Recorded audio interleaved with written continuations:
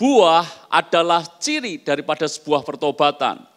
Buah adalah ciri pertobatan. Sehingga dengan kata lain, tidak peduli apakah KTP kita Kristen, kalau hidup kita tidak berbuah, maka sesungguhnya kita belum mengalami pertobatan.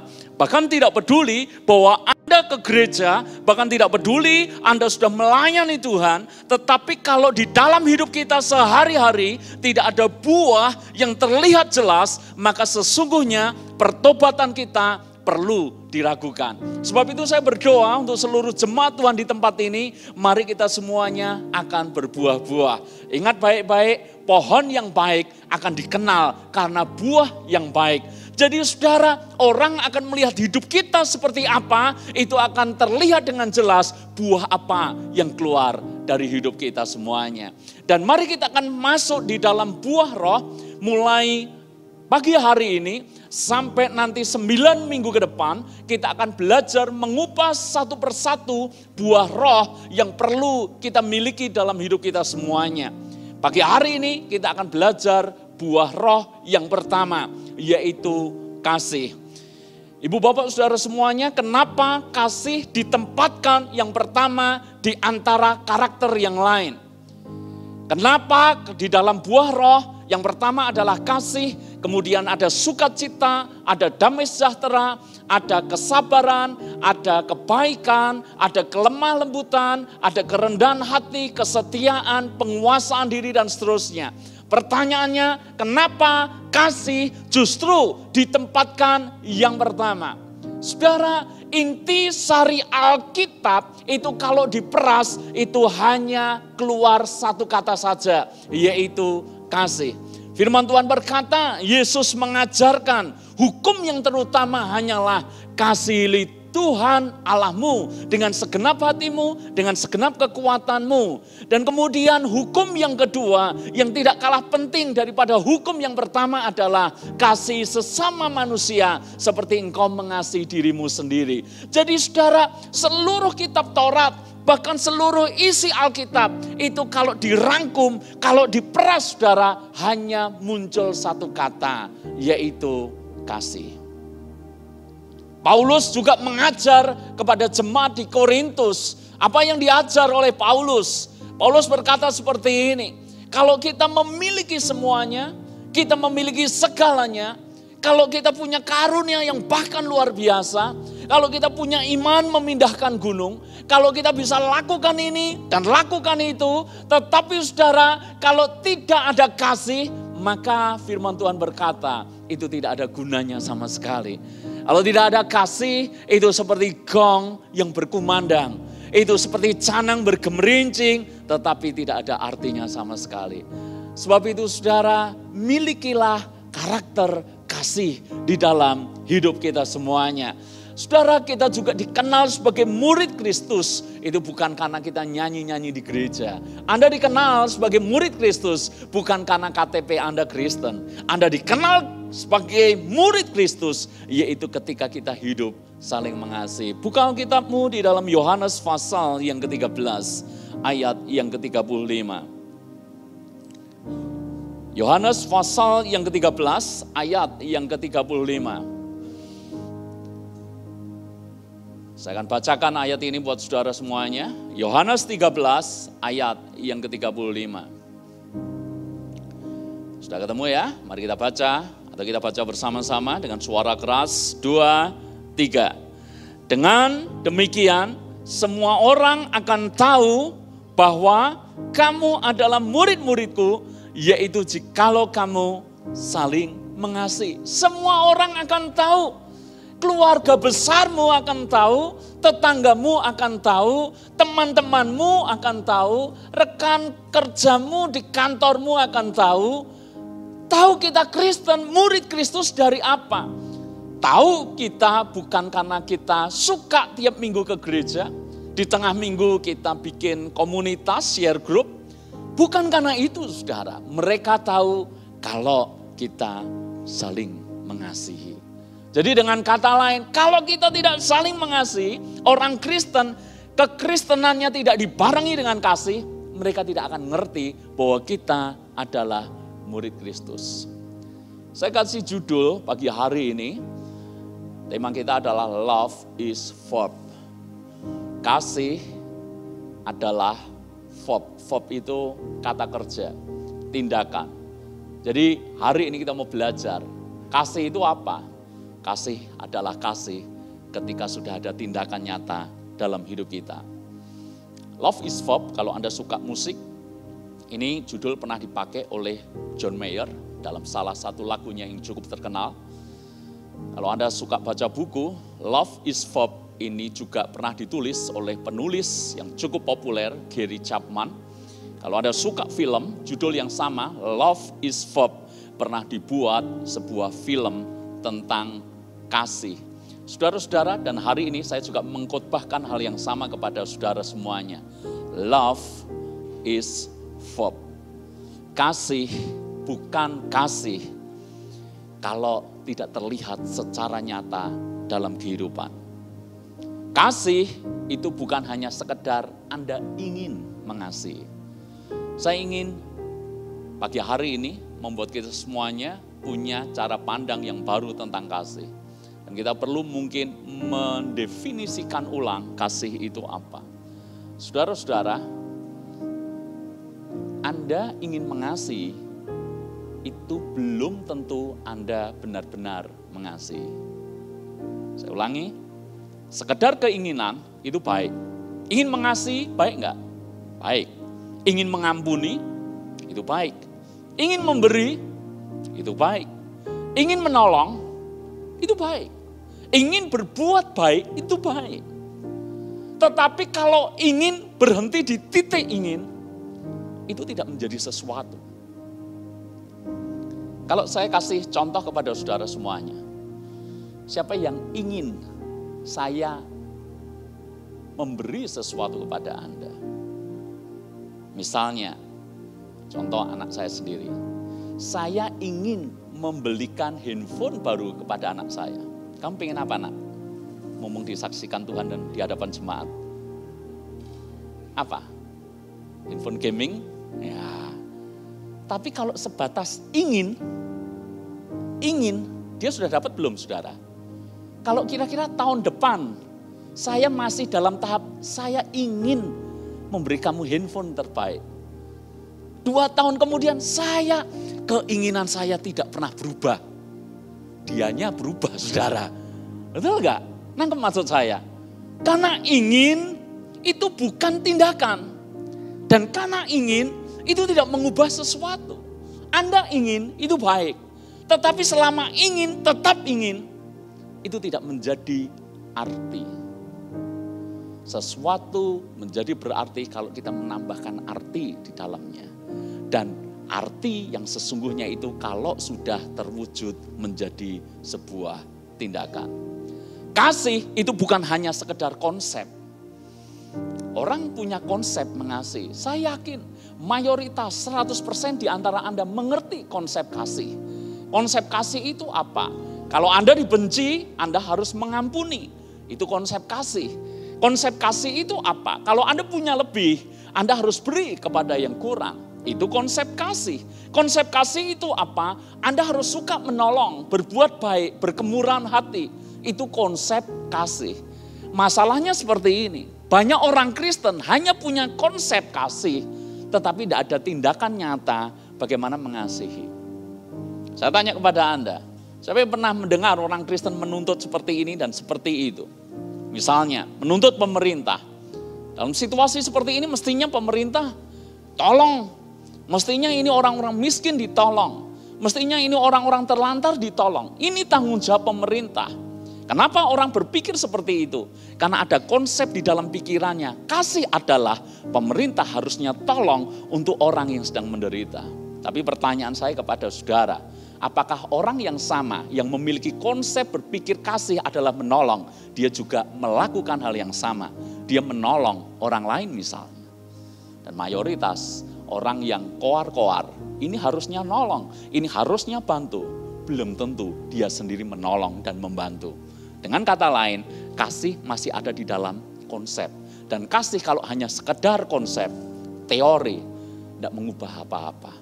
Yesus tidak pernah hanya sekedar memberikan konsep tentang kasih. Ketika Yesus berkata, kasih Tuhan Allahmu dengan segenap hatimu, dengan segenap jiwamu, dengan segenap akal budimu, kasih sesamamu seperti engkau mengasihi dirimu sendiri. Itu bukan hanya sekedar konsep, itu bukan hanya sekedar pelajaran, itu bukan sekedar teori. Karena Yesus melakukan secara nyata dalam hidup kita semuanya.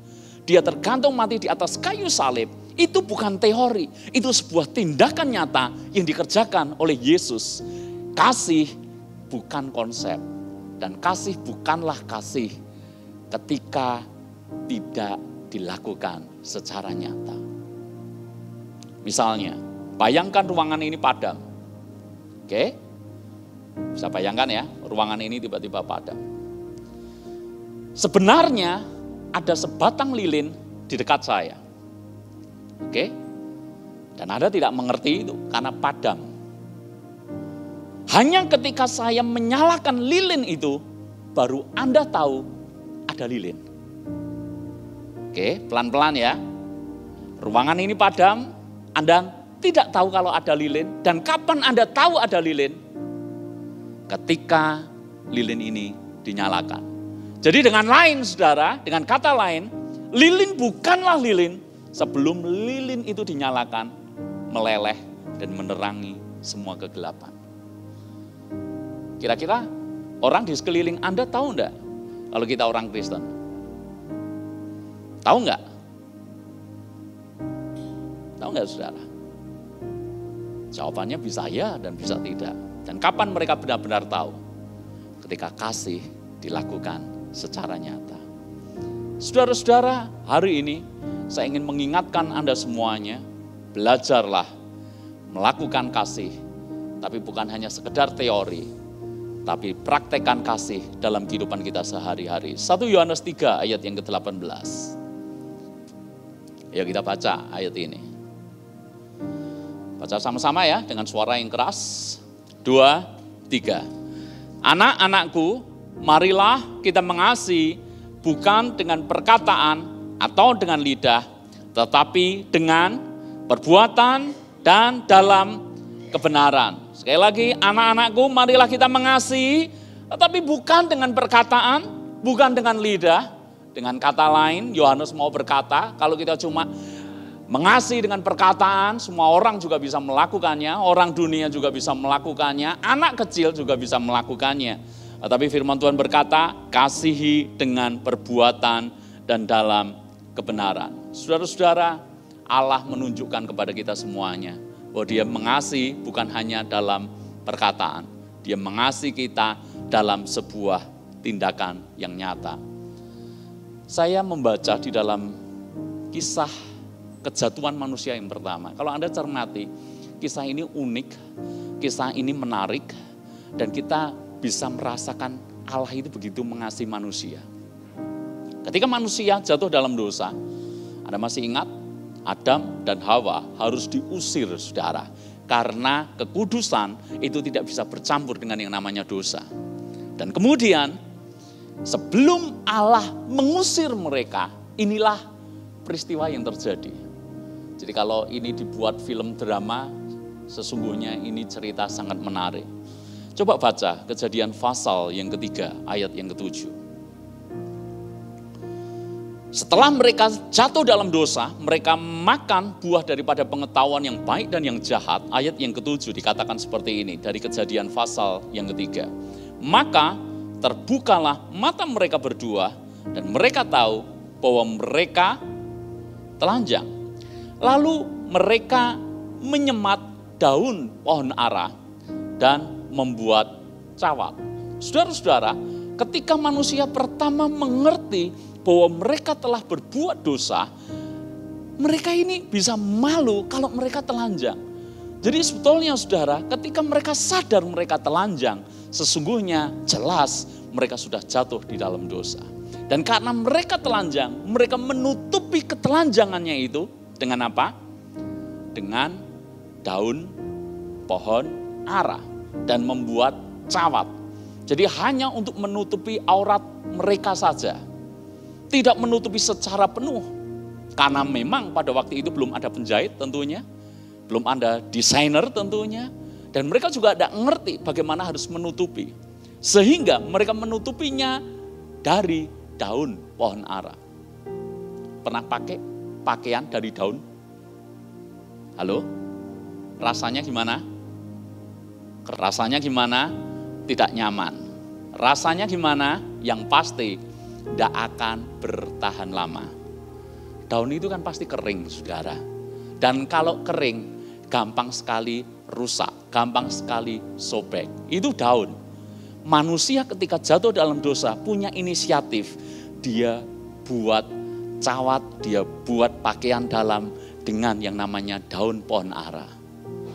Kalau saya jadi Tuhan mungkin, saya akan biarkan itu. Dosa-dosa mereka sendiri, yang salah juga mereka sendiri. Betul enggak? Dan konsekuensinya jelas, mereka harus keluar. Tetapi yang menarik adalah ayat berikutnya, ayat yang ke-21. Dalam kemarahannya, karena dalam kekudusan Allah, dan dalam ketegasannya, tapi kita bisa melihat apa yang dilakukan Tuhan Allah kepada manusia yang diciptakannya.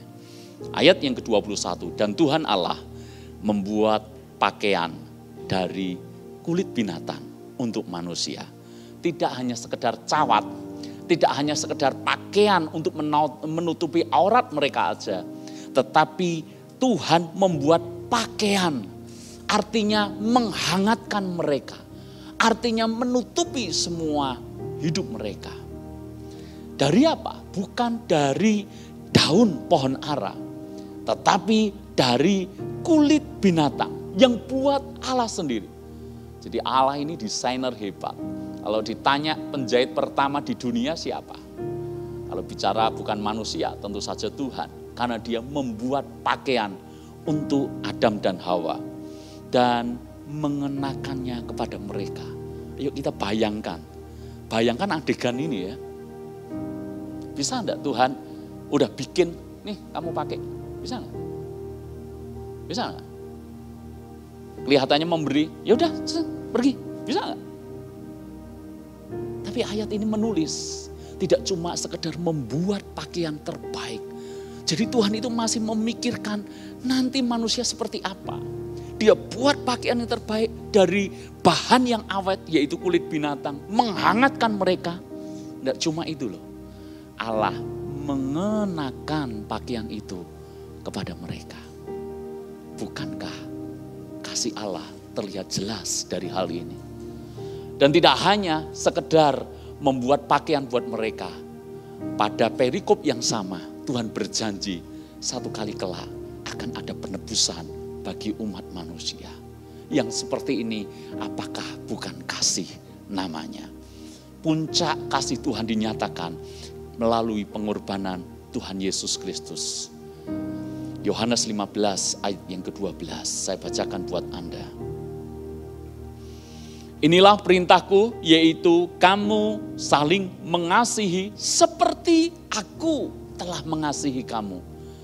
Dan Yesus berkata, aku mengasihi kamu bukan dengan perkataan, aku mengasihi kamu dengan perbuatan dan tindakan nyata. Nyawa diberikan kepada manusia. Ayat yang ke-13, tidak ada kasih yang lebih besar daripada kasih seorang yang memberikan nyawanya untuk sahabat-sahabatnya. Dan Yesus berkata seperti ini kepada murid-murid. Ini ayat ini juga punya histori, saudara. Jadi saya mengajak setiap kali baca ayat firman Tuhan, selalu coba belajar. Maksudnya apa toh? Kalau ditarik di zaman sekarang, Yesus berkata seperti ini, hendaklah kamu saling mengasihi, dan ukurannya seperti apa? Tidak ada kasih yang lebih besar daripada kasih seseorang yang memberikan nyawanya untuk sahabat-sahabatnya. Siapa bersahabat pagi hari ini? Tolong angkat tangan Anda. Takut ya, karena arahnya sudah bisa ditebak. Siapa yang mau jadi sahabat saya? Tidak ada, ini menyakitkan sekali. Kita bersahabat. Beberapa di antara saudara, dulu kita bersahabat gitu. Sampai sekarang bersahabat, cuma bedanya sahabat sekarang jadi jemaat. Saya dan Pak Edi sudah berapa tahun ya? Mungkin sudah 9 tahun. Saya dengan Pak Andre, sahabat saya, mungkin juga lebih lama, mungkin 2008, berarti sudah 12 tahun. Dan saya dengan Pak Andi lebih lama lagi. Dengan Pak Ferry juga sangat lama, banyak banget yang lama. Ini sahabat-sahabat saya. Anda masih mengakui saya sebagai sahabat? Kalau iya, kalau mengaca pada firman Tuhan, tidak ada kasih yang lebih besar daripada seorang sahabat memberikan nyawanya bagi sahabatnya itu. Siapa yang mau mati untuk saya?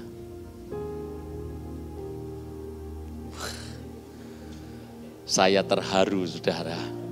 Ada satu orang yang bersedia mati buat saya.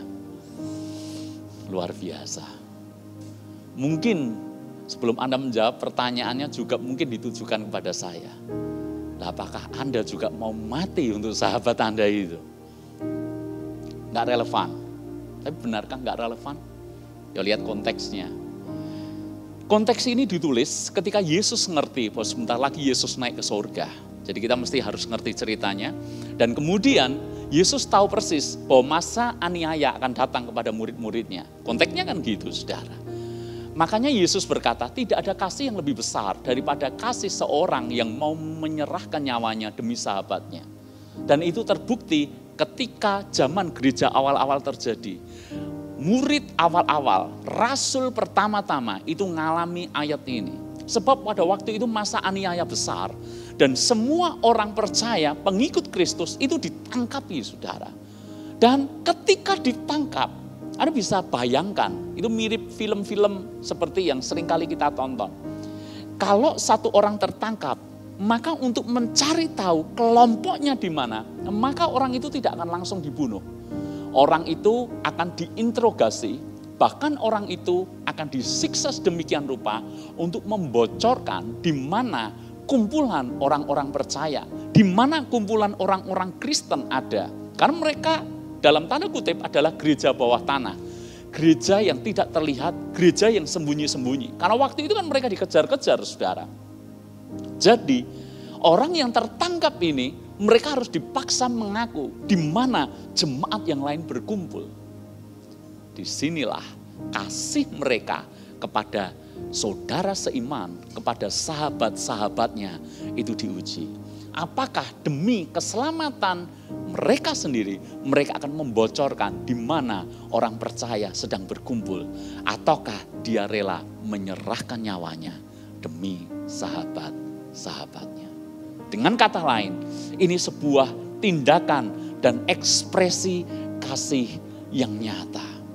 Saudara-saudara, kasih yang nyata adalah ketika kita sudah dalam tahap kita berani menyerahkan semua hidup kita kepada orang yang kita kasihi. Kalau Anda, kepala keluarga, Anda mengasihi keluargamu, apa yang Anda perjuangkan untuk keluargamu? Kalau Anda suami mengasihi pasanganmu, pengorbanan seperti apa yang Anda lakukan untuk pasanganmu? Dan ketika engkau istri mengasihi suamimu, hal apa yang Anda lakukan untuk menyatakan engkau mengasihi suamimu? Beri waktu untuk suamimu, layani suamimu. Dan suami perhatikan istrimu. Orang tua beri waktu lebih banyak kepada anakmu. Dan anak hormatilah orang tuamu atau ayahmu. Itu kasih. Kasih juga kalau kita bicara soal gereja, seberapa saya mengasihi jemaat, itu tidak hanya terlihat dalam konsep saya menyatakan berulang-ulang sebagai gembala, saya mengasihi saudara. Atau kemudian biasanya para WL ketika ingin membangun suasana yang hangat dalam sebuah pujian penyembahan, bahkan ditambah dengan lagu, ku kasih engkau dengan kasih Tuhan, jemaat diminta tersenyum satu sama lain. Tapi apakah benar kasih hanya sekedar hal-hal seperti itu? Ataukah kasih benar-benar nyata kita lakukan? Kita mengasihi pelayanan, pekerjaan Tuhan, mengasihi jemaat, mengasihi Tuhan. Apakah kita sungguh-sungguh melakukannya all out dalam mengerjakannya? Saudara-saudara yang dikasihi oleh Tuhan, mengasihi harus sungguh dalam tindakan nyata. Itulah yang membedakan antara love dan lust. Love mirip dengan lust. Love, L-O-V-E, itu mirip dengan lust, L-U-S-T. Kalau love itu artinya kasih, kalau lust itu artinya nafsu. Bedanya apa? Sekalipun mirip. Yang pacaran, generasi milenial, anak-anak muda, pacaran Anda, apalagi yang cewek-cewek dengan baik-baik, Anda harus bedakan, cowokmu itu love atau lust. Love itu mengasihi, tapi kalau lust, menafsui. Bedanya apa? Seringkali kita menyatakan, aku mengasihi engkau, I love you. Tapi sebetulnya di dalam otak pikirannya belum tentu I love you. Yang muncul adalah I lust you. Aku ingin menafsui kamu. Pikirannya kotor. Pacaran tidak kudus. Itu bukan cinta. Kalau cinta dia akan menghormati pacarnya. Tapi kalau dia tidak menghormati pacarnya, hawa nafsunya lebih menguasai. Barangkali belum tentu benar-benar cinta. Karena cinta, kasih, love itu memberi. Kalau lust, nafsu itu mengambil. Bedanya seperti itu. Dan banyak orang mengira mengasihi, tapi sebetulnya dia menafsui. Tidak memberi, tapi mengambil. Tidak berkorban, tapi menuntut. Suami istri, kita saling mengasihi satu sama lain. Tengoklah suami atau istrimu sekarang. Kasih senyum. Pertanyaan saya, Anda benar-benar mengasihi pasanganmu? Halo? Kalau Anda mengasihi, konteksnya adalah apa yang saya bisa berikan. Atau Anda berpikir, apa ya yang pasanganku bisa berikan ke aku? Kalau Anda mengasihi, apa ya yang saya bisa perhatikan untuk pasanganku? Tapi kalau Anda bukan love tapi lust, kapan ya terakhir pasanganku ini mau ngerti aku? Beda enggak, saudara? Kekristenan juga sama, hubungan kita dengan Tuhan juga sama. Seringkali kita ini harusnya memberi tapi kita ngambil. Hubungan dengan Tuhan kita harusnya memberi, tapi kita ngambil. Menuntut terus dari Tuhan. Minta ini, minta itu. Bahkan kalau ibadah juga sama. Tuntutannya harus aku datang ibadah, diberkati. Bersyukur konsepnya masih berkat secara rohani. Itu artinya Anda haus, lapar akan Tuhan. Tapi bagaimana Anda datang ke gereja hanya absen, setor muka sama Tuhan. Dan berharap Tuhan, aku sudah datang ke gereja, sekarang berkati Tuhan. Itu namanya tidak mengasihi. Akan kelihatan jelas orang-orang seperti ini. Yuk kita ngukur ya, selama ini kita benar-benar mengasihi atau tidak. Ukur ya, cara ngukurnya gampang. Kalau di dalam istilah kekinian namanya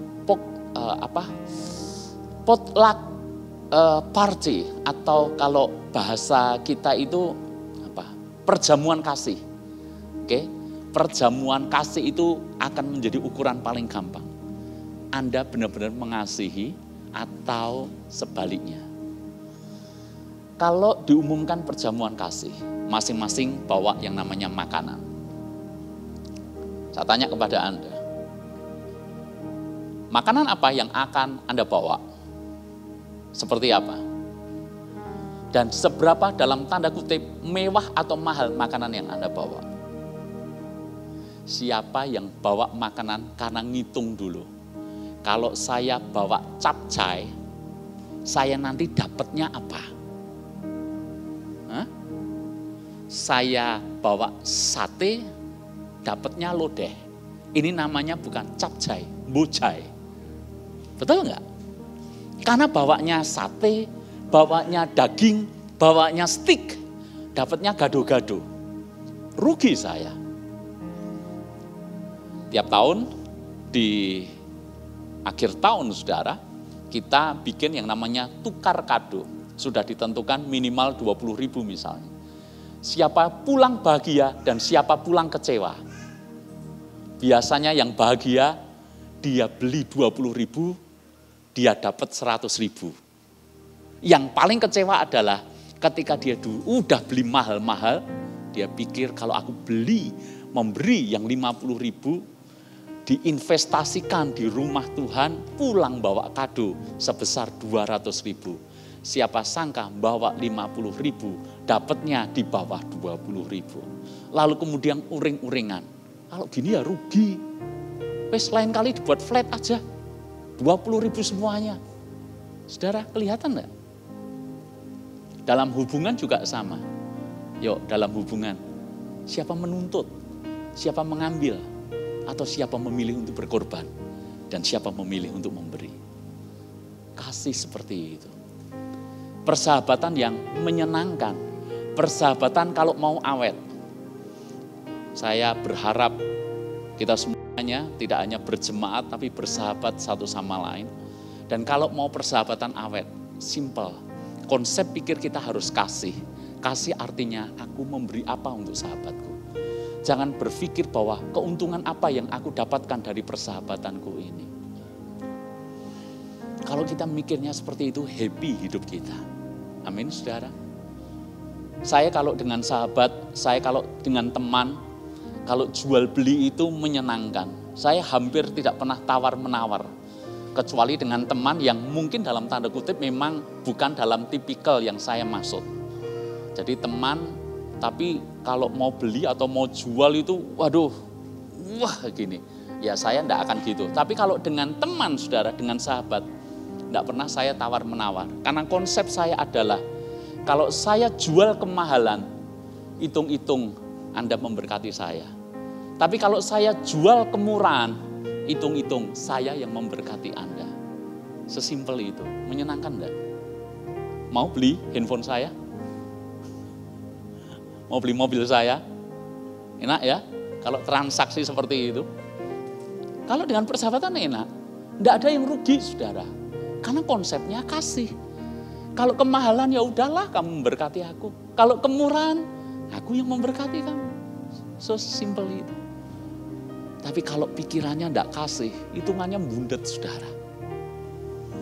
Persahabatan, hubungan, semuanya mestinya harus dilandasi dengan yang namanya kasih. Pertanyaannya sekarang, bagaimana kita bisa mengasihi dalam level puncak? Dalam tanda kutip, seperti seorang yang menyerahkan nyawanya untuk sahabat-sahabatnya. Saya pernah sampaikan kepada jemaat, tapi lama sekali, saudara. Izinkan saya menyampaikan lagi, karena ini hal yang penting. Buat Anda yang pernah mendengar, hitung-hitung ini reminder buat Anda semuanya. Saya ajukan pertanyaan seperti ini. Kalau kita memasukkan kecap, rasanya apa? Yuk, cepat, tegas jawabnya. Kecap rasanya? Garam rasanya? Saya memasukkan lombok rasanya? Kalau saya memasukkan micin, maka masakan rasanya? Gurih. Anda tahu ya, segampang itu ya.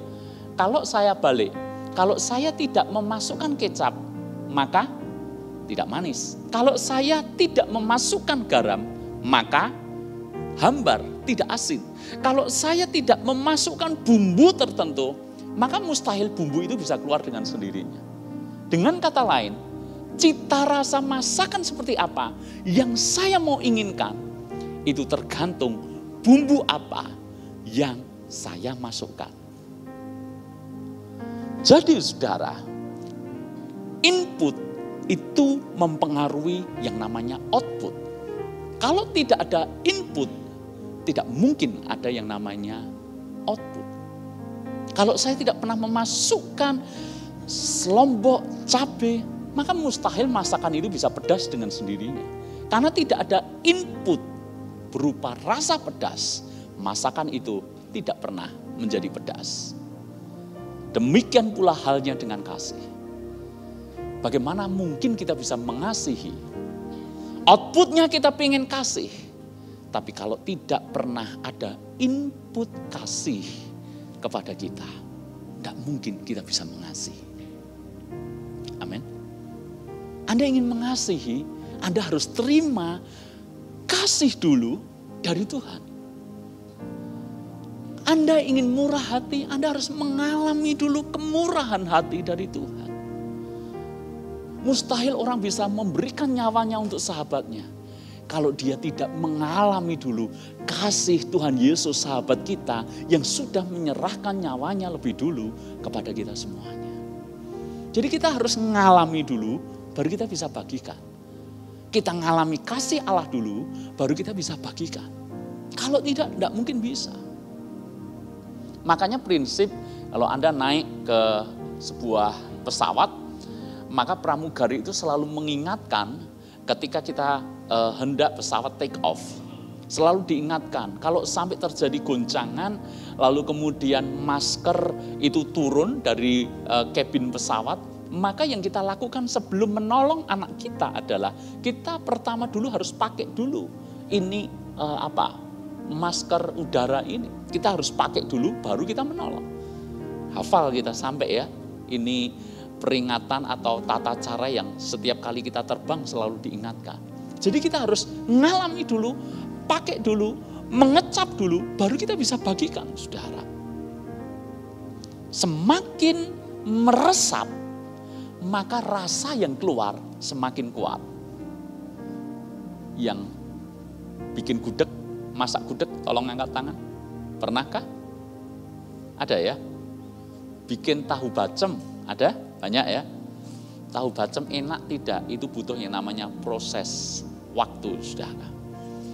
Istri saya selama work from home, stay home, bikin tahu bacem, secimping luar biasa, saudara. Tidak bisa dalam 1 jam, tidak bisa. Karena dibuat bumbunya meresap lebih dulu. Betul nggak? Semakin meresap, keluarnya semakin enak, lezat rasanya. Kalau mau rasa hidup kita ini keluar, kasih Allah itu keluar. Orang baru lihat hidup kita, kasih kita udah kepancar. Ini mesti harus kasih Allah meresap dalam diri kita, itu luar biasa. Berarti harus ngalami Tuhan, mengecap kebaikan Tuhan. Kalau kita udah ngalami Tuhan, kasih itu bukan hal yang sulit. Kalau tidak ngalami Tuhan, kasih itu setengah mati sulitnya. Kenapa? Kita mengasihi tapi pura-pura. Karena kita tidak punya sesuatu yang kita bagikan. Betul nggak? Saya ulangi ya. Hanya karena kita menerima kasih Allah, kita bisa membagikan kasih kepada sesama. Kalau kita tidak mengalami kasih Allah, bagaimana mungkin kita bisa bagi kepada sesama? Kalau kita kelihatannya bisa mengasihi kepada sesama, jangan-jangan itu bukan kasih sejati. Jangan-jangan itu hanya pura-pura. Orang kalau sungguh-sungguh mengasihi akan luapannya keluar, saudara. Saudara-saudara, pernahkah Anda melihat sebuah kenyataan seperti ini? Misalnya diumumkan, ya ini contoh sederhana. 2 bulan yang lalu kita umumkan bahwa gereja akan bikin aksi sosial. Kita bagi kepada mereka yang membutuhkan. Kita bagi kepada orang-orang miskin. Kita bagi kepada orang yang kena PHK dan seterusnya.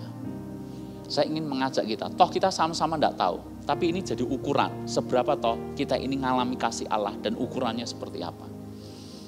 Siapa yang berpikir, ini bukan soal tidak punya, saudara. Misalnya dia punya, tapi dia berpikir harusnya saya ikut dapat. Ada nggak seperti ini? Di kampung kami, saudara, beberapa waktu yang lalu Pak RT cerita bahwa ketika diberitahukan pemerintah akan berikan subsidi bantuan sembako, saudara. Dari jumlah kakak 40-an yang mengajukan 33. Tapi percayalah, gembala Anda tidak ikut daftar. Dan yang keluar adalah 3 paket saja. Dan 3 paket mereka semuanya tetap minta dibagi rata. Anda bisa bayangkan. Kelihatan kan? Love atau lust. Memberi atau mengambil. Mungkin mereka berpikir, aku ya butuh. Ini kondisi pengeluaranku banyak, lalu kemudian pemasukanku berkurang banyak. Seperti beberapa waktu yang lalu heboh saudara, ada orang menulis dalam tanda kutip surat terbuka kepada Pak Presiden. Anda baca enggak? Dia berkata, Pak Presiden, gaji saya 20 juta. Banyak enggak 20 juta? Banyak? Banyak ya? 20 juta. Gara-gara corona dipotong separuh oleh perusahaan. Tinggal 10 juta. Bagaimana saya bisa hidup dengan 10 juta? Kalau angsuran rumah itu 5 juta, angsuran mobil 4,5 juta. Saya harus hidup dari hanya 500 ribu untuk 1 bulan. Minta ke Presiden bantuan sosial. Luar biasa. Semoga bukan jemaat kita, amin. Aneh ya cara berpikirnya ya. Gila enggak itu? Enggak heran dibully rame-rame sedunia, saudara. Kasih bukan kita ngambil. Kasih adalah memberi. Saya mengajar jemaat, sedikit menyimpang. Jangan pernah memiskinkan diri kita sendiri. Kalau Anda mau diberkati oleh Tuhan, saya serius bicara soal ini. Ini menjadi prinsip hidup saya, bahkan sejak dari zaman dulu. Sejak saya belum menikah, saya masih muda, jangan sekali-kali memiskinkan diri kita sendiri. Orang mungkin punya cara pandang yang beda-beda, tapi saya mengajak Anda. Kalau misalnya Anda harus masuk ke sekolah yang mungkin sistemnya adalah dilihat dari nilai kekayaannya berapa. Ya memang tidak perlu Anda fotokan kolam renang Anda, tidak perlu. Tapi janganlah memiskinkan dalam arti Anda cari alamat palsu, saudara. Dan kalau diminta rekening listrik, Anda pinjam rekening listrik yang tidak lagi 5.500 tapi 450. Hanya supaya minta keringanan biaya SPP. Itu namanya memiskinkan diri. Mengaku saya ini orang miskin. Zaman seperti ini, BLT seperti ini, tiba-tiba banyak orang yang punya penghasilan tiba-tiba memiskinkan diri. Saya butuh ini, saya ini tidak mampu. Maaf kata, bukan saya mengutuk, menghakimi orang-orang seperti itu. Tapi bukankah apa yang keluar dari mulut kita satu kali harus dipertanggungjawabkan. Ketika kita berkata, aku ini miskin, mestinya aku yang diberi, mestinya aku yang dapat. Terjadilah. Saya berharap, makanya saya mengajar ya, hal-hal kecil seperti ini saya melatih jemaat di tempat ini. Dari sejak zaman dulu saya hidup ini berat, saudara. Kalau ditanya beratnya gimana, berat pakai banget. Tapi tidak pernah sekali-kali saya merasa harus dikasihani. Saya tidak pernah itu tampang memelas supaya saya dapat berkat dari orang lain. Tidak pernah. Kalau perlu sayalah yang memberi, saya yang memberkati. Dalam sebuah persahabatan, zaman dulu saudara, kalau zaman sekarang mah gampang, makan kemana tinggal duluan bayar siapa. Zaman dulu, sahabat-sahabat saya jauh lebih kaya misalnya. Zaman dulu ketika saya berat masih pakai motor, saya ketemu owner sebuah perusahaan yang sangat besar. Mestinya kan dia yang harus bayari saya, wong dia lebih kaya dari saya. Tapi itu bukan mindset yang benar. Berulang kali saya yang lebih duluan bayari. Kan keren. Smash bayari Mercy itu keren, saudara. Betul enggak? Motornya sih smash. Jiwanya ini BMW, saudara. Gitu loh. Nah jangan motornya Mercy, BMW, mentalnya janganlah itu motor kesayangan, saudara ya.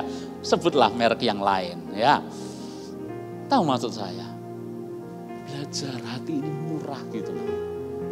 Jadi jangan terlalu sama Tuhan apalagi. Jangan terlalu hitung-hitungan dan seterusnya. Yang terakhir, tantangannya adalah gini loh. Kasih itu tantangannya adalah ketika Anda memberi, tapi respon yang orang Anda beri atau orang yang Anda kasihi, itu responnya tidak seperti yang Anda bayangkan dan harapkan. Istilah lagu, cinta bertepuk sebelah tangan. Pupus sudah, saudara. Tapi kalau Anda kasih, Anda akan tetap mengasihi. Sekalipun respon orang yang Anda kasih itu tidak seperti yang Anda bayangkan dan harapkan. Ada satu cerita yang mungkin Anda pernah mendengar. Jadi cerita ini sebuah kisah nyata, saudara, dan cukup populer kisah ini. Seorang anak kecil, dia masuk ke sebuah restoran es krim dan dia bertanya kepada pelayan es krim itu. Anak kecil namanya Anak. Maka dia tanya, berapa harga es krim sundae? Dia tanya. Lalu kemudian karena pelayan ini ngerti bahwa yang tanya hanya anak kecil, dia pikir duitnya tidak seberapa, maka dia ngomong dengan ketus, ngomong dengan acuh tidak acuh. Dia ngomong 50 sen. Dan kemudian anak kecil itu menghitung koin di tangannya. Kemudian tanya lagi sama pelayan yang jawabnya ketus itu. Jawabnya tidak enak gitu. Dia tanya seperti ini, kalau yang bukan sundae, es krim biasa berapa ya Pak? Lalu kemudian pelayan itu jawabnya lebih ketus lagi dan lebih tidak sabar lagi. Dan dia pikir udah anak kecil, duitnya tidak banyak, tanyanya macam-macam.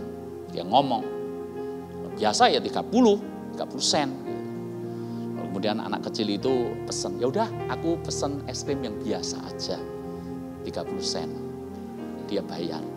Lalu kemudian anak itu menghabiskan es krimnya di tempat duduknya.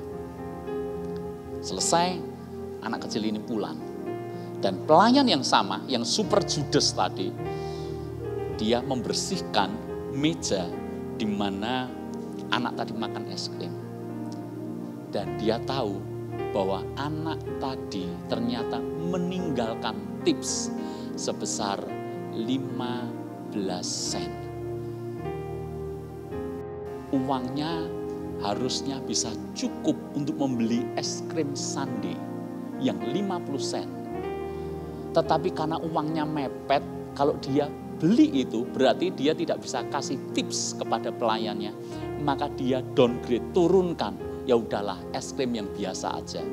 Dengan harapan apa? Supaya dia tetap bisa kasih tips. Menariknya gini, dia sudah diperlakukan buruk di awal. Tapi dia tidak mengubah sikap hatinya dalam mengasihi orang lain yang bahkan bersikap buruk. Itu tidak gampang. Cerita ini lama saya dapat. Dan ini salah satu cerita yang mengubah mindset saya. Saya kerap beberapa kali naik Gojek, naik Gokar, naik Grab, dan seterusnya.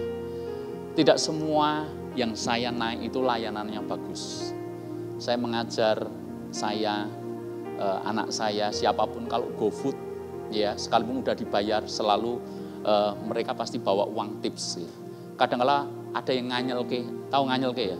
Alamat ndak mudeng-mudeng, lambat, dan ndak ramah. Ada yang seperti itu. Tapi kami tetap layanan baik tidak baik, yang kita dapat baik atau buruk. Kita melatih untuk memberi bukan karena orang lain berespon apa. Memberi karena kita punya pilihan untuk melakukannya. Amin, saudara. Jadi tidak perlu respon orang lain buruk. Karena kita tidak izinkan respon orang lain membuat kita melakukan hal yang sama. Responmu buruk, aku juga akan buruk. Engkau tidak menghargai aku juga tidak akan menghargai kamu. Engkau tidak mengasihi aku juga tidak akan mengasihi kamu. Ini berarti hidup kita ditentukan oleh orang lain. Asik tidak? Hidup ditentukan oleh orang lain. Tidak enak, saudara. Nah, maka saya mengajak kita semuanya. Beri karena memang hati kita penuh dengan kemurahan hati Allah. Tidak peduli respon orang lain seperti apa, saudara. Saudara-saudara yang dikasihi oleh Tuhan. Kalau kita memberi, lalu kemudian kita mikir respon orang lain seperti apa.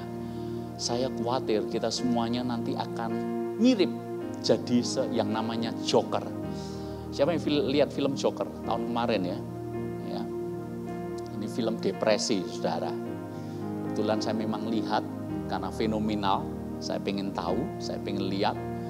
Dan film ini diceritakan awalnya dia orang yang baik sebetulnya. Awalnya dia orang yang baik.